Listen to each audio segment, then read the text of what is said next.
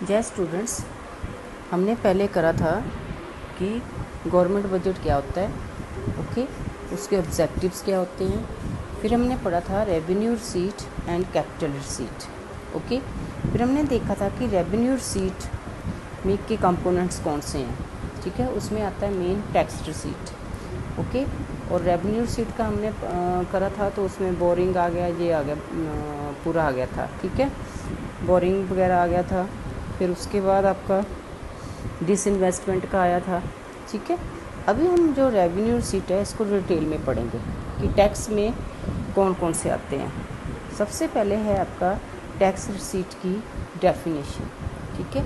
Tax is a compulsory payment to the government by the households firms और other institutional units, okay. The taxpayer cannot expect any service or benefit from the government in return।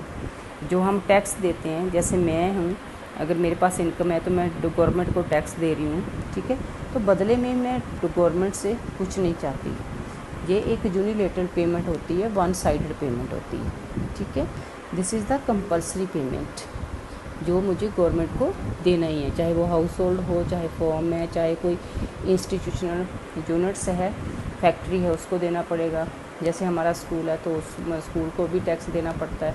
House hold है, हम घरों में हैं जो service करते हैं, job करते हैं, उनको भी टैक्स देना पड़ता है। तो ये जो टैक्स रिसीट है ये आपकी रेवेन्यू रिसीट का हिस्सा है, ठीक है, जिसमें कोई लाइबिलिटी नहीं है। हमने पढ़ा था ना कि these receipts do not create any corresponding liability for the government, okay.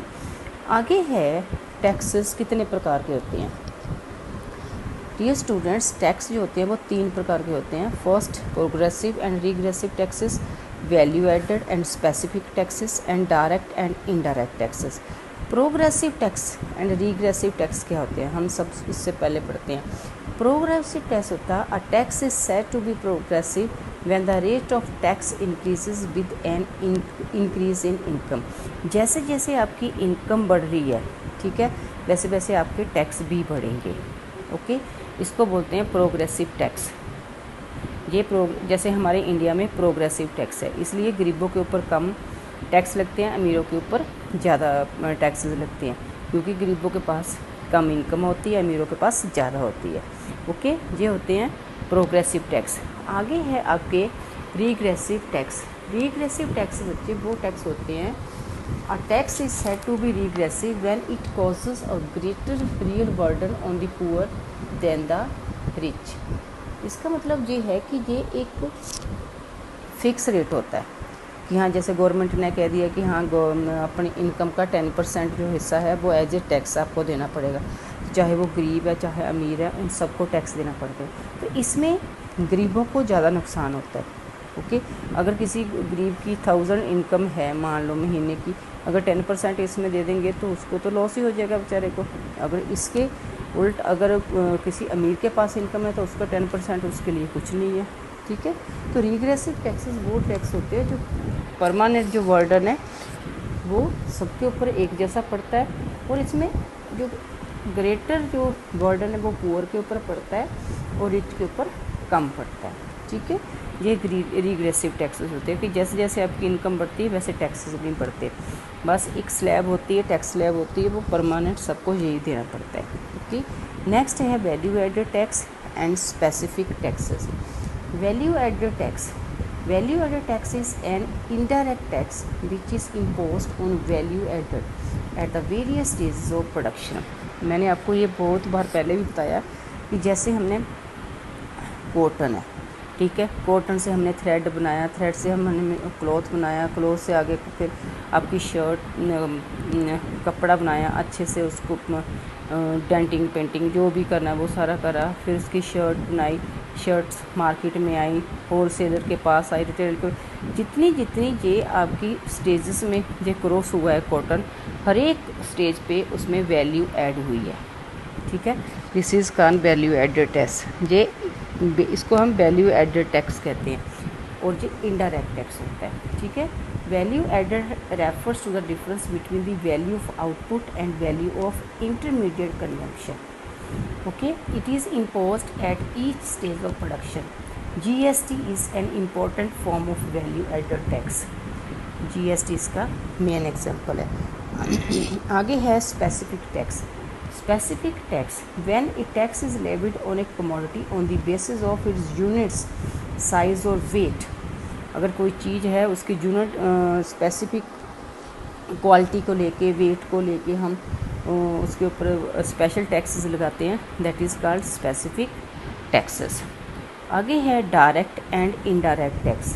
Direct tax बच्चे वो टैक्स होता है जिस पर्सन के ऊपर लगता है उसी को ही वो देना पड़ता है, और direct tax is the one that the final burden of which is borne by the person on whom it is imposed. जिस पर्सन के ऊपर लगता है उसी को देना पड़ता है, जैसे आपका इनकम टैक्स, ठीक है।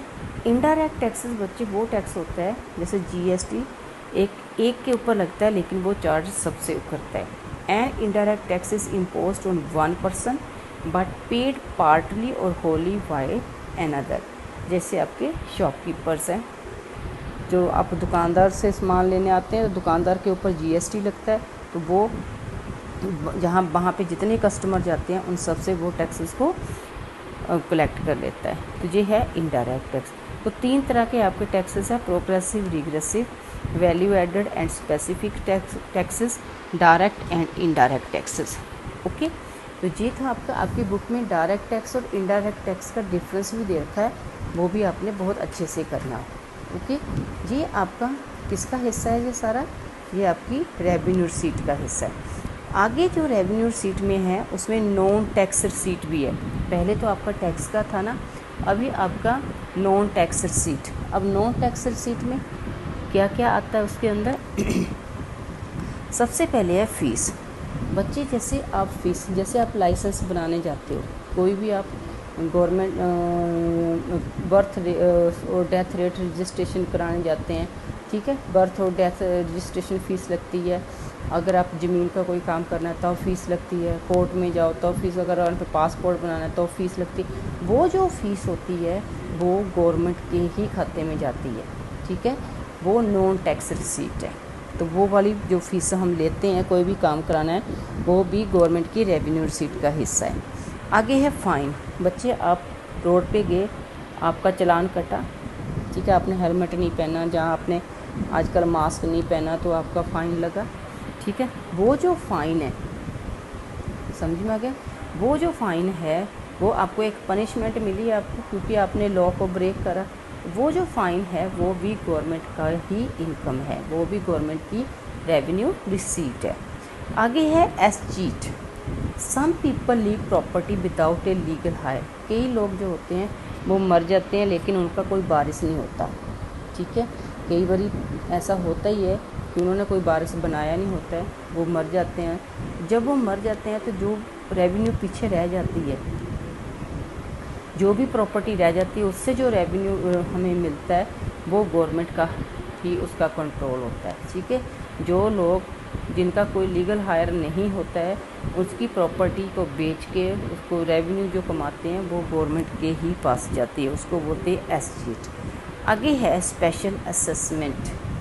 Special assessment is that payment which is made by the owners of those properties whose value has appreciated due to developmental activities of the government. ये एग्जांपल मैं आपको ये इसमें बता सकती हूँ कि जैसे नूरपुर बेदी में आपकी म्यूनसिपल कमेटी का था कि हाँ, जहाँ पे म्यूनसिपल कमेटी बनानी है ना, तो अगर वहाँ पे आ जाते तो जहाँ वहाँ की ज़मीन जो है उसकी रेट बढ़ जाते, ठीक है।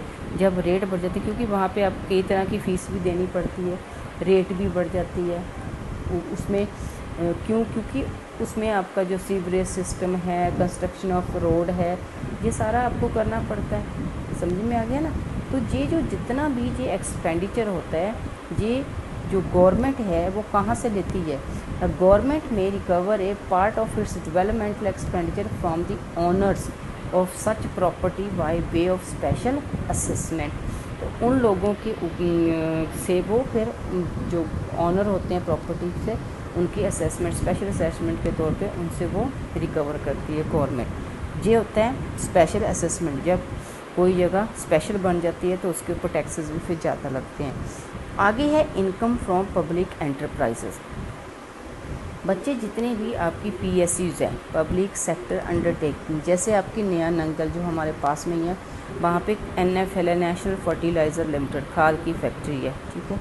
उनसे जितना भी इनकम मिलती है, जितने भी आपकी पब्लिक एंटरप्राइजेज़ है, जैसे नेशनल फर्टिलाइज़र मैंने आपको बोला है, इंडियन रेलवेज़ है, इंडियन ऑयल हो गया, बहुत सारी एग्जांपल आपकी बुक में दे रही है। इनमें से जितना भी प्रॉफिट जो होता है वो भी गवर्नमेंट के रेवेन्यू का हिस्सा होता है, ठीक है। आगे है income from the sale of spectrum like 2G and 3G। जैसे हम फ़ोन में बोलते हैं ना कि जो 4G का डाटा है, 3G का डाटा है, तो ये जो स्पेक्ट्रम है कुछ गवर्नमेंट के हैं, ये बेचती है, और जो आपकी प्राइवेट कंपनीज़ है जैसे एयरटेल होगी, आइडिया होगी, ये इनको ख़रीदते हैं, ठीक है। तो उनसे जो मिलने वाला जो पैसा है, रेवेन्यू है, वो भी आपकी गवर्नमेंट का नॉन टैक्स रिसीट का हिस्सा है, ओके। नेक्स्ट है ग्रांट्स एंड डोनेशंस।